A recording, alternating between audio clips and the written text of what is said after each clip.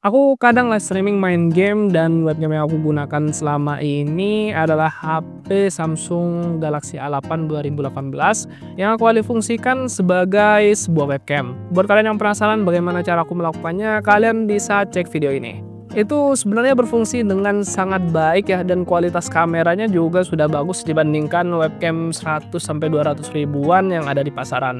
Tapi tidak lama setelah video itu diupload, adikku mengirim sebuah barang yang ternyata isinya adalah sebuah webcam. Dan webcamnya itu menurutku sangat menarik. Ini adalah OBS Mid 2. Awalnya aku kira ini webcam biasa yang harganya mungkin sekitar 500 ribuan ya.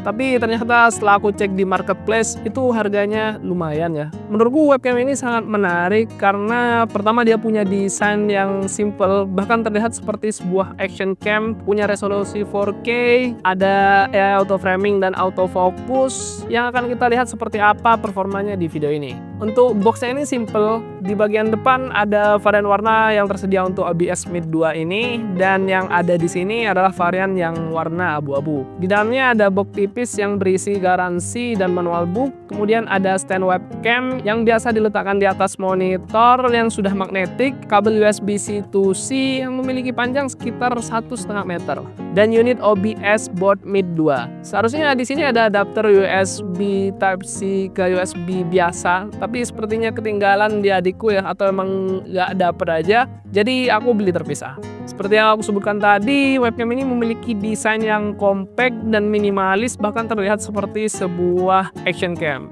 dengan build quality yang kokoh karena bahan bodinya ini seperti terbuat dari metal ya. Di bagian depan ada lensa yang punya magnetic cover yang bisa kita lepas, lampu indikator, dan ada 2 buah lubang yang kalau nggak salah ini merupakan mic. Bagian sampingnya tidak apa-apa kecuali bagian bawahnya yang ada lubang tripod dan port Type-C yang ada di belakang bodinya. Untuk penggunanya kita bisa menggunakan lubang tripodnya atau menggunakan stand bawaan yang sudah magnetik ini. Saat digunakan dengan standnya, kita bisa memutar webcam ini untuk digunakan secara vertikal, bisa juga menyesuaikan posisi standnya supaya bisa merekam secara top down, dan bisa juga diletakkan di bawah monitor seperti ini. Untuk men-setup webcam ini menurutku cukup gampang ya. Kita tinggal sambungkan saja menggunakan USB ke PC kita, dan kita bisa saja langsung menggunakan webcam ini tanpa harus install aplikasi ya. Jadi terbilang plug and play untuk yang nggak mau ribet. Tapi jika ingin menggunakan potensi penuh dari webcam ini, kita perlu install aplikasi OBS Bot Center.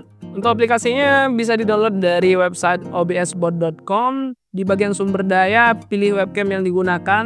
Di sini kita pilih Mid 2 ya, dan download OBS Bot Center-nya. Install seperti biasa di PC. Kalau sudah diinstal, saat pertama kali kita buka OBS Bot Center-nya itu akan ada opsi untuk mode light atau mode pro. Di sini aku pilih pro ya, karena sepertinya kita bisa melakukan pengaturan yang lebih banyak di mode pro ini. Kita juga bisa mengubah settingan ini nanti di setting. Jadi gak perlu khawatir kalau kalian salah pilih. Dari aplikasinya kita bisa mengaktifkan auto framing dengan 3 opsi berbeda yang hasilnya terbilang cukup smooth. Dan di sini ada opsi seperti gimbal, tapi perlu diingat semua ini menggunakan digital zoom, tidak seperti webcam yang built-in gimbal. Meski begitu, menurutku kualitasnya masih sangat bagus ya, karena resolusi webcam ini 4K. Di panel image kita bisa memilih untuk menghidupkan atau mematikan HDR yang menurutku cukup bagus hasil HDR-nya.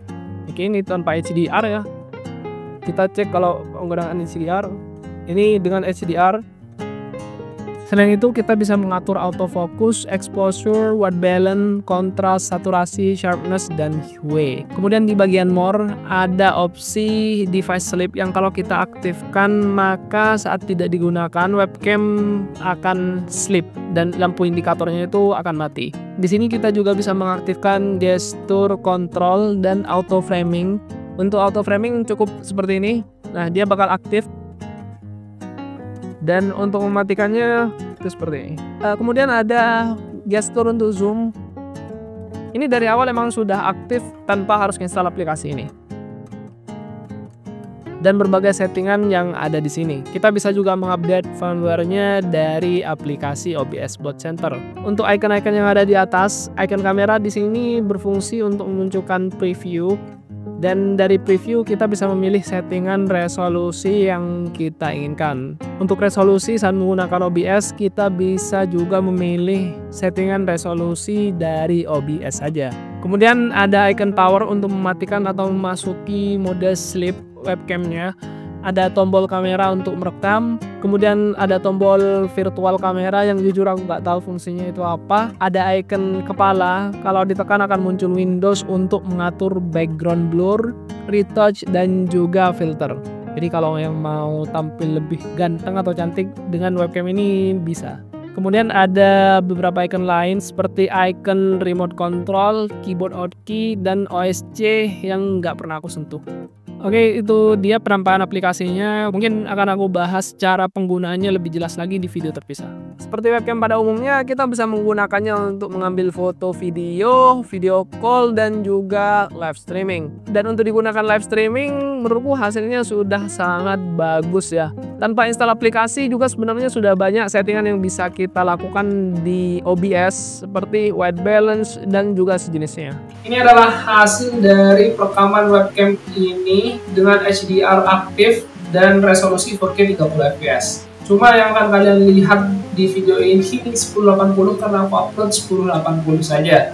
Aku akan coba crop 2 kali supaya kita bisa melihat kualitas 4K-nya itu seperti apa, dan aku coba crop 3 kali untuk melihat detail setelah kita crop 3 kali itu seperti apa. Untuk pencahayaan yang aku gunakan saat live streaming itu hanya menggunakan lampu meja dan smart lamp ini. Dan saat aku matikan, performa low light-nya itu seperti ini. Ini adalah kualitas low light-nya, bisa kalian simpulkan sendiri seperti apa ya. Untuk autofokusnya ini terbilang sangat cepat dan akurat, dan selama penggunaanku aku jarang nemu dia kesulitan untuk nyari fokus atau bahkan salah fokus. Untuk kualitas suara mic-nya menurutku biasa saja, dan ini contoh hasil dari mic-nya. Tes 1 2, tes 1 2 ini adalah kualitas dari mic OBS Mic 2 ini. Aku coba bandingkan dengan mic headset yang selama ini aku gunakan untuk live streaming ya. Aku lupa tipenya apa, nanti aku cantumkan di sini. Tes 1 2, tes 1 2 ini. Tes 1 2, tes 1 2. Untuk latensinya bisa kalian lihat di sini itu sangat minim ya. Bahkan untuk aku yang tidak peka ke latensi, menurutku ini tidak ada latensinya. Hal yang paling aku suka dari webcam ini salah satunya adalah desainnya yang simple, compact, dan terbilang unik untuk sebuah webcam yang terlihat seperti action cam ya, bahkan lebih kecil. Terus kualitas gambar yang dihasilkannya itu bagus, autofokusnya menurutku sudah sangat cepat ya dan akurat, magnetik dan mudah diputar kalau kalian ingin live dengan format potret mungkin, dan juga ada lubang tripodnya, kita lebih leluasa mau naruh tripod ini di mana. Kalau kita install aplikasinya lumayan banyak fitur tambahan yang bisa kita gunakan dan mungkin akan sangat berguna bagi sebagian streamer ya. Meski begitu, untuk orang sepertiku yang nggak mau ribet itu bisa saja pakai webcam ini tanpa perlu install aplikasinya seperti webcam pada umumnya. Sedangkan untuk yang tidak aku sukai mungkin lebih ke cover lensanya ini ya, karena saat dibuka kita tidak bisa menyimpan tutup lensa di webcamnya, jadi suatu saat bisa saja hilang ini. Takutnya hilang ya, apalagi kalau ceroboh gitu. Coba ini bisa kita tempel di samping-sampingnya, karena ada magnetnya itu bakal lebih nyaman ya sebenarnya. Performa mic bawaannya juga menurutku biasa saja, tapi menurutku masih cukup untuk digunakan video call. Sedangkan untuk digunakan live streaming menurutku masih kurang ya. Menggunakan headset dengan mic seperti ini masih lebih baik seharusnya. Untuk keperluanku pribadi, sepertinya aku tidak akan terlalu menggunakan aplikasinya, dan settingan yang biasa aku gunakan saat live streaming itu biasanya hanya di Full HD 30 fps atau 60 fps. Karena untuk 4K aku khawatir internetku tidak angkat ya. Selain itu PC ku tuh masih 1080 aja. Webcam ini dibanderol dengan harga yang bagiku tidak murah ya, di 2,3 jutaan kalau nggak salah sekarang. Dan sepertinya ini masuk kategori webcam mid range. Untuk yang serius live streaming, menurutku webcam ini sangat worth it karena kualitasnya sudah bagus, sudah 4K, dan ada beberapa fitur yang bisa mendukung para streamer ya. Contohnya kayak AI framing. Tapi kalau kalian pemula sepertiku, sebenarnya webcam ini menurutku terlalu mahal ya. Aku juga gak pernah ada kepikiran untuk beli webcam seperti ini, andaikan aku harus beli sendiri ya. Tapi karena ini dikasih oleh adekku, aku sangat bersyukur dengan hal itu dan sebisa mungkin menggunakan webcam ini secara maksimal ke depannya. Kalau kalian serius untuk live streaming dan lagi cari webcam dengan budget berkisar 2 jutaan seperti ini, menurutku ini adalah opsi yang sangat menarik ya. Dia sebelumnya juga ada yang versi lebih murah, itu OBS Board Mid SE. Cara desain mereka mirip, cuma yang SE itu masih 1080. Oke, dari yang aku baca, sensor yang digunakan webcam ini itu lumayan besar untuk sebuah webcam, yaitu 1/2 inci ya, jadi cukup besar, apalagi cuma untuk webcamnya. Itu dia pengalamanku menggunakan webcam OBS Board Mid 2. Semoga video ini bermanfaat. Kalau kalian ada saran dan masukan, kita bisa diskusi di kolom komentar. Terima kasih sudah menonton, bisa pertimbangkan untuk subscribe, dan sampai jumpa di videoku selanjutnya.